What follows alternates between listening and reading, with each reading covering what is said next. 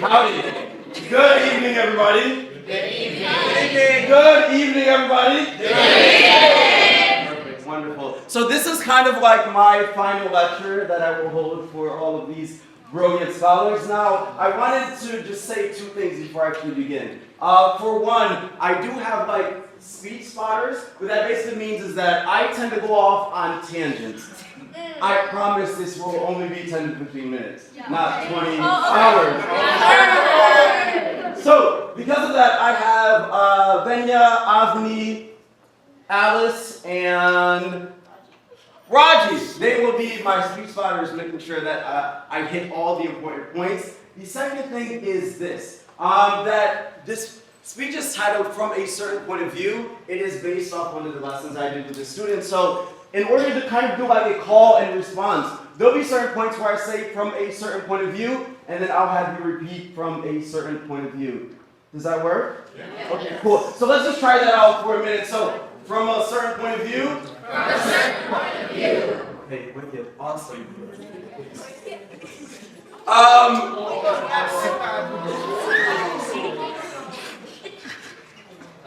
This lecture is titled Don't Ask for Security. And the idea is I'm hoping to inspire you to take risk.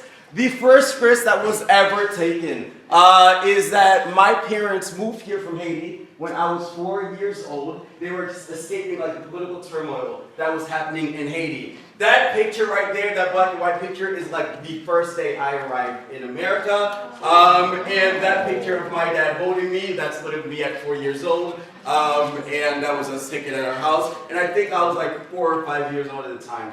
And it was like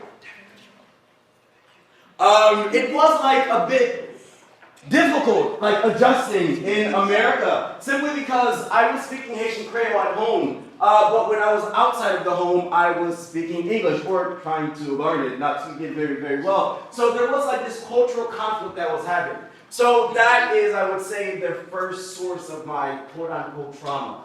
But the perspective I've always had is that within your trauma, by the way, lesson callback, within your trauma is where you can actually find your treasure.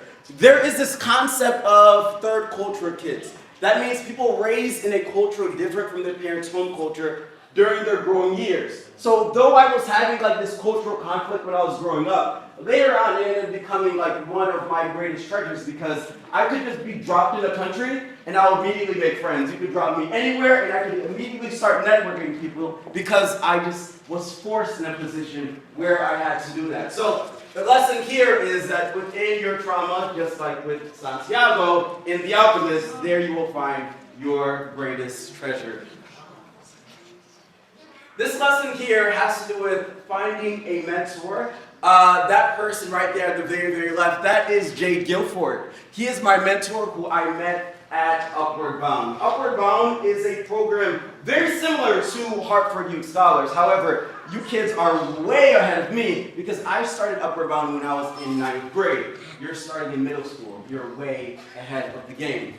When I was in Upward Bound, I thought I didn't want to be there. I thought it was going to be very boring because I have to do academics, and I want to be with my friends, going swimming, playing sports. But at Upward Bound, not only was I prepared academically, but also my mentor made a promise to me.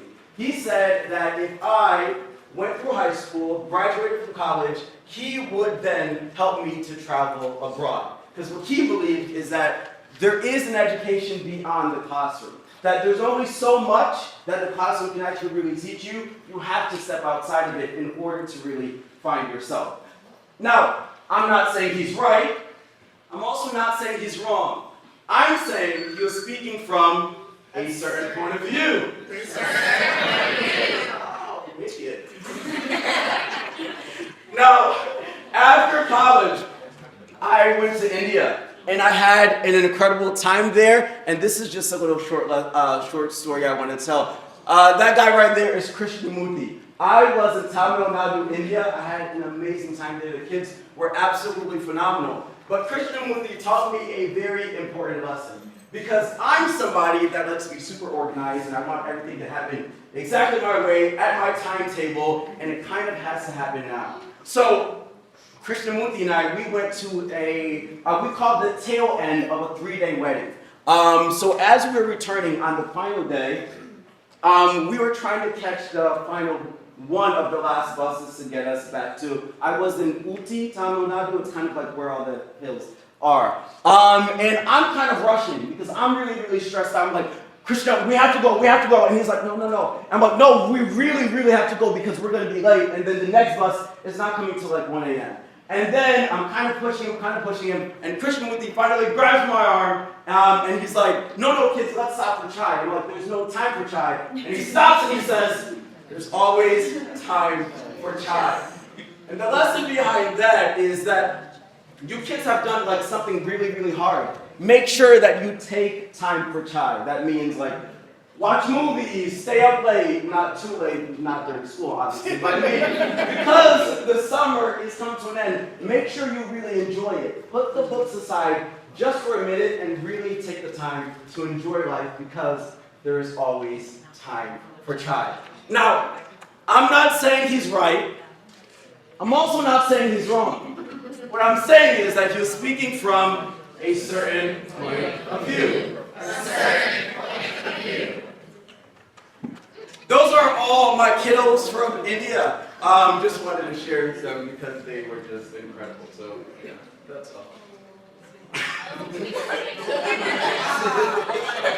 Now, the kids know this story. I kind of have to give you the lore of it. I'm actually not married, by the way, but let me tell you the story behind this. So that's me. On my right is Yelena, one of my closest friends. And then these are all of our friends. Some of them actually flew in for this fake wedding that we had. Some people would call this a prank. I would say it was a social experiment.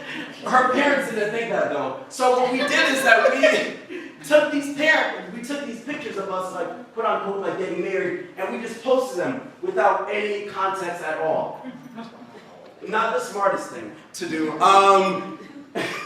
So the lesson behind that is that I think I can do all of these wild, crazy things that I do because I really have a circle of love that creates a confidence when I'm taking all of these wild risks. Eventually everything worked out.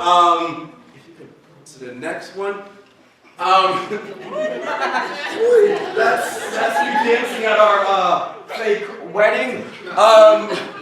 In the middle, that is Avi, Biram, and Yelena, and just to kind of show you how everything ended up working out well, a year later, Yelena had her graduation party, and I was very, very nervous about attending, because we just had this fake wedding, and I thought her family hated me. I think they did for a bit, but then when I went there, I said, like, I promise Yelena, they will love me by the end of it. That is Yelena's uncle who said that if he saw me, he was going to like knock me out because he hated me so much. By the end of the night, this was us. So, creating this circle of love and doing all of these wild things, I feel very confident in it because I just have so many people who support me no matter what the case is. And they also talk me out of doing things that are too stupid as well. So, it's very, very good to have this circle of love. Now, I'm not saying I'm 100% right about that. I'm also not saying I'm 100% wrong about that either. I'm only saying that I'm speaking from a certain point of view. Those are, before you hit the video, those are my nieces. And to go back to the idea of like why I feel so confident, at the end of the day, I have a lot of people in my life who like really love me. So if things go really, really well, or if things go absolutely terribly, I know at the end of the day I have two beautiful little girls who care for me no matter what, and this is the video. Oh. Okay, why are you coming to our house? It's taking so much. Lord, can you please come to our house? We miss you and we love you. Aww.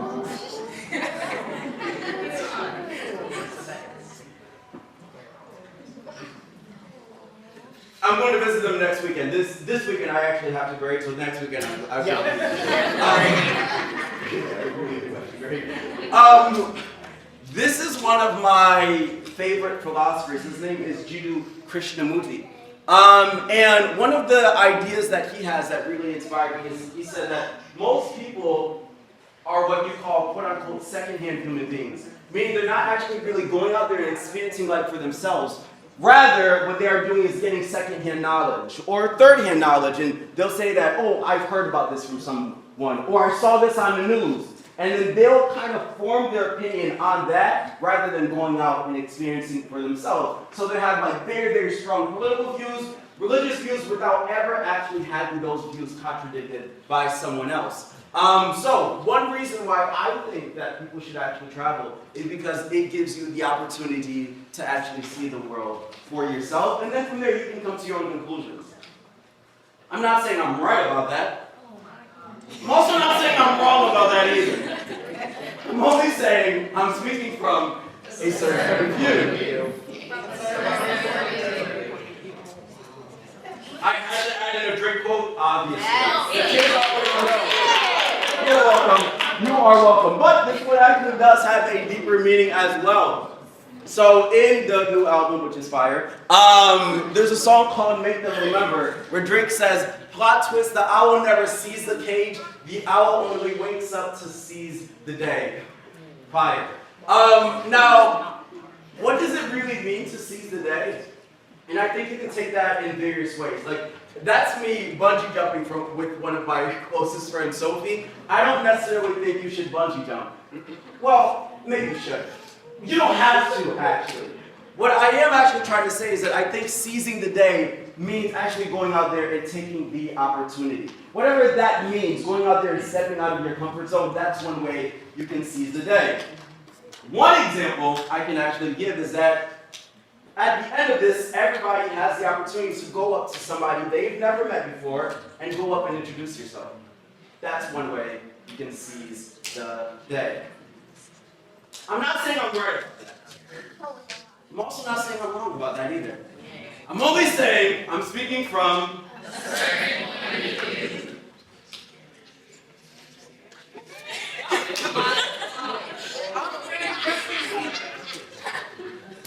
I should kind of give you the lore behind the story, so it kind of makes sense. So that is Hans Vanna. Hans Vanna is the stepfather of, like, let me give you the backstory. So while I was in India, during the final 3 months there, I met a German girlfriend, I met a German girl, fell in love, and I bought a one-way plane ticket and just moved to India. Quite a risky thing to do. One of the best decisions I've ever made, though, because I also got very, very close with their family.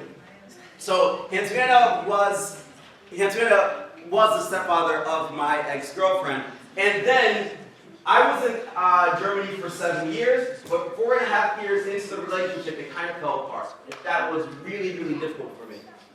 What ended up happening after the relationship fell apart, I was actually still very, very close with the family. I actually texted her mom like 2 weeks ago. So that relationship for me was like everything. Because when the relationship ended up falling apart, I kind of didn't really know what I was going to do in Germany anymore. I kind of like was lost, I had no direction, I started making bad decisions.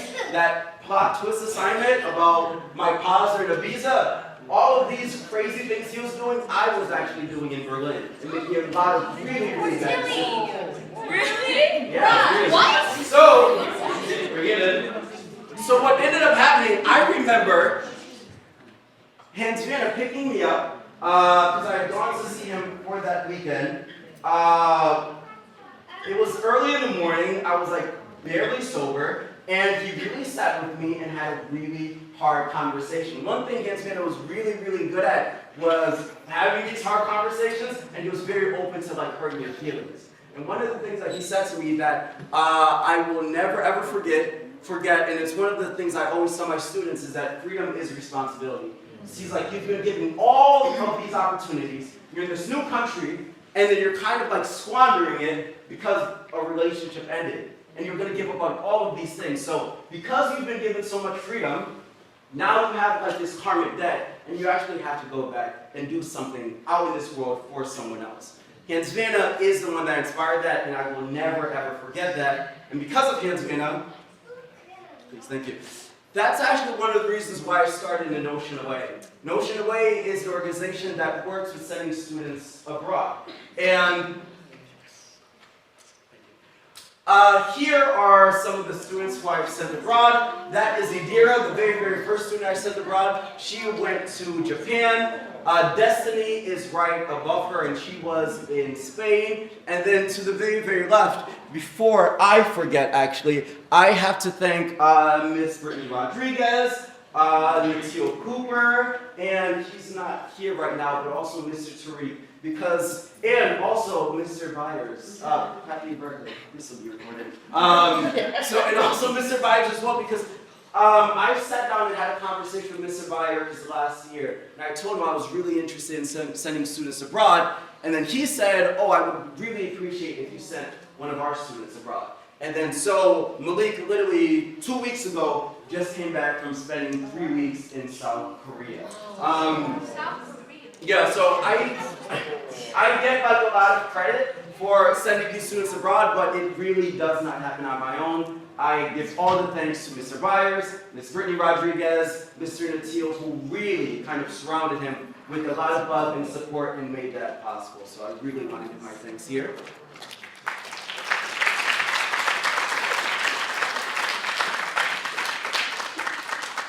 And this is kind of the last part of the lecture speech, whatever this was. The lesson is, and this is one of my favorite quotes from Jim Rome, and also why I titled the presentation that he has a quote where he says, "Don't ask for security, ask for adventure." Because when you actually open yourself up to having this adventure, that's where you have this really incredible story, you meet these incredible people, and you have all these cool experiences. Even what I'm wearing today, by the way, this was a gift from Marvin. Marvin is one of my most incredible students who I've ever taught. He is from Ghana, and because I gave him the opportunity to study in Spain for 3 weeks, his family ended up contacting his uncle who lives in Ghana, and he made me this traditional Ghanaian wear. So none of this I ever do on my own. I have so much love and so much support who make this possible. And that right there is Jersey, another one of my phenomenal students who went abroad, and that's her in Spain as well. And this is the last video I'm going to show, please. Don't ask for security, ask for adventure. Better to live 30 years full of adventure than 100 years safe in the corner. And see, it's not important how long you live. What's important is how you live. It's all risky. The minute you were born, it got risky. If you think trying is risky, wait till they hand you the bill for not trying. If you think investing is risky, wait till you get the tab for not investing. See, it's all risky. Getting married is risky. Having children is risky. Going into business is risky. Investing your money is risky. It's all risky. I'll tell you how risky life is. You're not going to get out alive.